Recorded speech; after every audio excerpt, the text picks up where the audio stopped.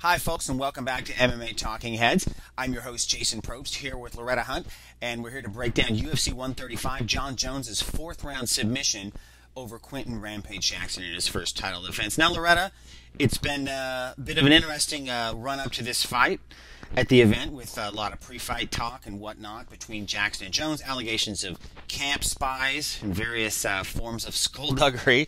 So how do you grade Jon Jones in how he dealt with the build to the fight in his first defense? Yeah, absolutely. The first part of that, the fight week build-up, I think it really got ramped up from Wednesday through to the fight. By Friday, when they both made appearances on ESPN and the Spygate thing came to a head, an alleged, spy had been named and released from Muscle Farm, which was a sponsor of Jackson's camp and also a UFC sponsor. I think on the telecast, the ESPN telecast, I think Jones was both weak and strong in some areas, speaking about it and also defending and reacting to Quinton Jackson's allegations. I would give him a B, and that's including the weigh-ins, how he handled it. I appreciated that he gave a stare to Quinton Jackson this time. I'm overall B. I gave him a B as well. I thought he could have done a little bit more, but did some things right, some things wrong. So. Right. Now, what did you think about the in-cage performance? I thought it was great. I mean, I have to give Jones an A+. Dictated the range, showed that he was a stronger guy, learned he couldn't get the early takedown, which was a nice little tactical shift on Jones's part. When he got stuffed the first couple times, just fell back on his leg kicks in his range.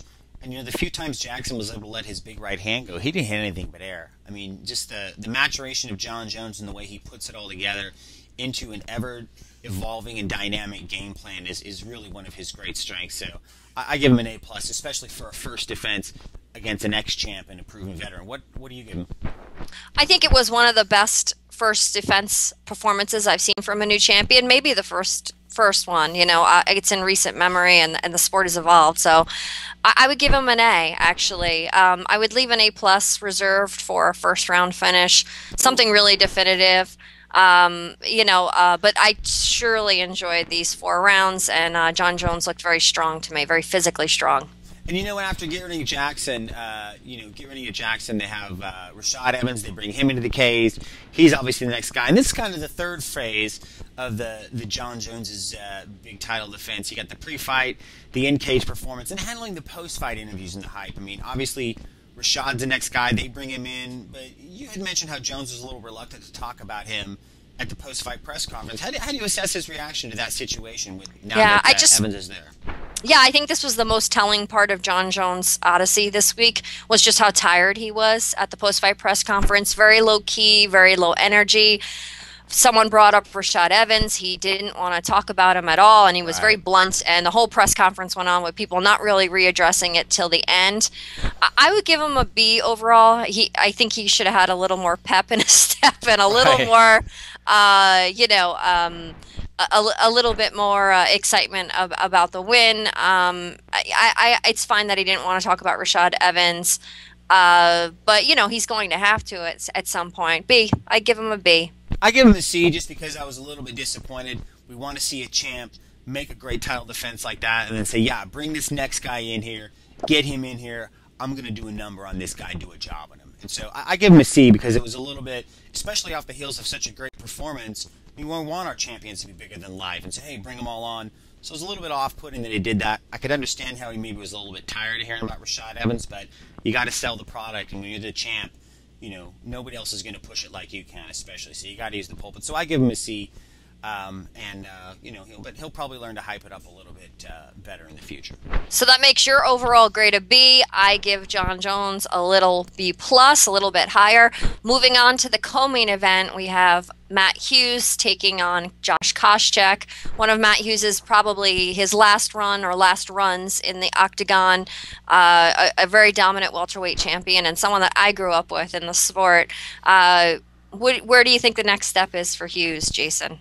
Hughes has had a lot of tough fights in recent years, and the sport has changed so much since he was the champion and made 5 defenses. I mean, these days he's had a lot of tough losses, especially when facing ranked welterweights, and I think this is kind of the same as the Chuck Liddell situation a little while back. A lot of tough KO losses. I think the UFC will somehow try and ease Matt Hughes into retirement. I don't think it's in the interest, especially in terms of potentially damaging their brand, to bring a next champion in and kind of give him a puffy and easy fight so he can go out on a win. I know that's probably what Matt Hughes wants to do, but with so few slots available and so much competition, it'll be a little iffy if they do that. And my guess is I hope the UFC eases him into retirement. I don't want to see him fight again because I don't think they're going to have to ease him. If you look at his corner last night, he had Jeremy Horn, Robbie Lawler, and Pat Miletich, who were pretty much the most influential people ever in his fight career. I think he had him there last night for a reason. I don't think he's going to have to be eased into anything. He's made his money. He has a farm in Illinois, his family, he's got 2 kids. No easing will be necessary.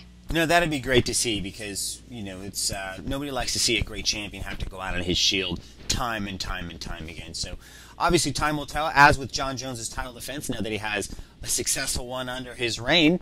And we will catch you again in the next installment of MMA Talking Heads. I'm Jason Probst with my co-host Loretta Hunt, and we will see you around next time on MMA Talking Heads. You can stick us around too, it's fine. Yeah, stick us around, put us on the wall like a Post-it note. We'll be there.